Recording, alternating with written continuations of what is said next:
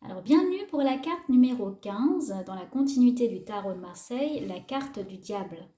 Alors, le diable, c'est une carte qui, quand on la voit, parfois on l'aime pas trop. Pourtant, vous allez voir, c'est une carte qui apporte beaucoup de choses. Comme toutes les autres du tarot de Marseille, les messages, le sens profond de cette carte, eh bien, a toute son utilité dans un tirage. Et son enseignement, vous voyez, va être très intéressant. Déjà au niveau du 15, alors on arrive au numéro 15 par de multiples façons. On peut arriver par exemple au 15 avec la somme des 5 premiers nombres. 1, plus 2, plus 3, plus 4, plus 5. Vous voyez, on arrive au 15. Déjà là, vous voyez, c'est intéressant. Alors c'est ce qui définit l'homme dans sa globalité. Le 5, c'est l'homme dans sa globalité, les 4 premiers nombres étant en analogie avec les 4 éléments.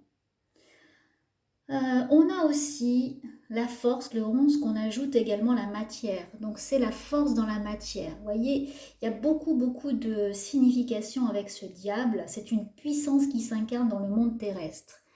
Quand on regarde la figure, on a un homme, mi-animal en fait, avec des ailes. Donc un mélange de plein de choses qui a devant lui deux personnages également mi-homme, mi-animal. Et qui sont tenus l'un et l'autre. Vous voyez par cette corde ici. Donc, ce diable, c'est celui qui arrive par tous les moyens, c'est ça peut-être qui fait peur aussi, c'est cette puissance. Il utilise des pièges d'essence matérielle, c'est celui qui arrive à relever les défis. Il est le tentateur, il symbolise la confusion de l'homme et de la bête qui habite chacun de nous. Le diable, il est aussi à l'extérieur et à l'intérieur de nous. Il nous soumet à des épreuves pour jauger et juger notre résistance.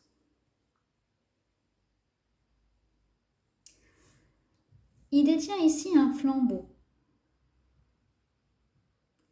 qui est également une épée. Et ce qui veut dire au niveau de sa signification, c'est que les deux diabolotins sont attachés, l'ange de profondeur qui éclaire ce qui est souterrain et maintient les instincts.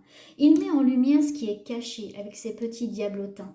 En fait, c'est ce qui peut nous faire peur aussi quand on voit le diable, c'est qu'il fait référence finalement à nos profonds désirs, à notre, ce qui nous incarne entre homme et également animal. C'est nos pulsions, c'est nos désirs, nos souhaits les plus profonds qu'on met également dans la matière. Au niveau du sens profond, il révèle les secrets et les désirs. Ce qui peut également déranger, c'est que dans cette carte, c'est souvent la carte du désir sexuel, les plaisirs charnels et les désirs aussi en général. Et là, en plus, le diablotin, vous voyez, ici, ils sont sur une matière noire. Alors la matière noire, comme la carte de la mort, c'est la transformation. Donc c'est également arriver à transformer ses désirs dans la matière, donc ses désirs en réalité, arriver à les faire vivre. Et le diable représente finalement tous ces désirs qu'on arrive à transformer. C'est un très bon commerçant. C'est bien arriver à ses fins, arriver à négocier, arriver à tout mettre en œuvre, à maintenir cette puissance dont il a finalement la science, je dirais, et il arrive finalement à ses fins. Vous voyez, même au niveau des genoux, il a des yeux, donc on a quelque chose quand même d'assez puissant, comme s'il arrivait à voir, même au niveau de ses genoux, comme s'il arrivait à mettre en forme plein de choses. Là, on a le désir au niveau du ventre, donc ça peut être au niveau désir sexuel, gestationnel, voilà, les désirs de ces projets profonds qu'on a dans chacun de nous, dans notre centre finalement, on a tout ça. Alors, quand on parle également de diable, ce qu'il ne faut pas oublier, c'est que le diable, il a quand même des ailes et c'est un ange déchu. Voilà, dans l'Ancien Testament, le diable se nommait Lucifer quand même, porteur de lumière. Son vol est un vol de nuit. Il règne sur le monde des ténèbres, le monde de l'inconscient.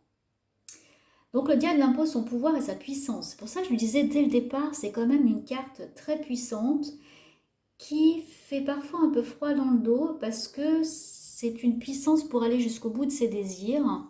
de regarder l'ombre en face, en fait, aussi, hein. C'est-à-dire d'aller jusqu'au bout de sa volonté, et il met également esclave les autres de sa propre volonté. Il est prêt à aller jusqu'au bout, le diable, hein, pour arriver à ses fins. Il n'hésite pas à enchaîner des gens ou à énormément utiliser sa puissance, sa capacité, pour que les autres, finalement, succombent à ses désirs, et que nous aussi, on utilise notre capacité à succomber aux tentations. Alors ces ailes, comme vous pouvez les voir, elles sont un peu particulières, elles ne sont pas du tout comme la tempérance, la carte juste avant. On dirait, vous voyez, des ailes de chauve-souris. Là, vous voyez comme c'est fait. Alors, je vais mettre un petit peu. Voilà, c'est beaucoup plus net comme ça. Donc c'est des ailes qui ne sont pas des ailes d'ange, c'est des ailes de chauve-souris. Donc la chauve-souris signale la décadence de son origine céleste. Elle représente l'ennemi de la lumière. C'est un oiseau manqué qui symbolise les degrés inférieurs, l'involution. Par son côté hybride, la souris oiseau est androgyne. Donc on a tout ça, hein. Tout comme le diable, le mâle ne saurait être essentiellement masculin ou féminin. D'ailleurs, on n'arrive pas vraiment à savoir si c'est un homme ou si c'est une femme. Vous voyez, là, là. La symbolique même de l'image, hein, du diable, eh bien on a un peu cette ambiguïté, et c'est ce qui représente aussi. Là aussi, homme, femme, et en même temps animal, humain, on ne sait pas trop, on n'arrive pas trop également à voir, hein, s'ils sont hommes ou femmes, animal, humain. Donc il y a eh bien cette... il y a voilà, toute cette symbolique là-dedans, cet effet androgyne, même dans la carte, et ça symbolise ça. Et cette ceinture rouge, la passion, le rouge comme la passion, symbolise les valeurs instinctuelles et sexuelles. Là, regardez son visage aussi, hein. Vous voyez comme il regarde de face, en tirant la langue. Vous ne pouvez pas échapper à ce diable. Vous ne pouvez pas finalement échapper à vos désirs les plus profonds. Il regarde de face, c'est incontournable, c'est inévitable. Il vous faudra finalement affronter le diable. Les yeux sont ouverts, réellement ouverts, très grands ouverts, et surtout il tire la langue. Donc il n'hésite pas également à vous mettre en situation, à vous titiller, à vous faire sortir de vos gonds, à aller vraiment vous faire sortir tout ce que vous avez dans les tripes pour que vous alliez l'affronter. Il est aussi, voyez, là, comme un roi, sur un piédestal. Alors je vous montre là. Comme sur un trône surélevé. Donc il se sent également un petit peu au-dessus, juché sur un piédestal, comme une statue. Donc il a envie aussi, ce diable, eh bien, d'être honoré, vénéré. Donc son pouvoir est aussi amené à disparaître, à transmuter, parce qu'on a également ici la transformation, je vous en parlais avec ce noir, comme la carte de la mort, la carte de la transformation. Donc tout ce qu'il est en train de faire aussi, ce diable, tout ce qu'il représente est amené à changer, à renaître, à transmuter. Alors parlons des deux diablotins ici, hein. Qui sont-ils? Ils sont deux. Dualité et en plus polarité homme-femme, la dualité. Voyez ici, l'un est le double et le complément de l'autre. Prisonniers, enchaînés par leur passion.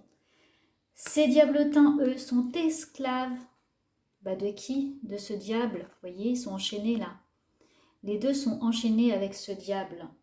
Appuyés sur le sol noir, donc sur cette transformation, cette alchimie, cette renaissance ici, hein, avec ce sol noir qui représente le changement.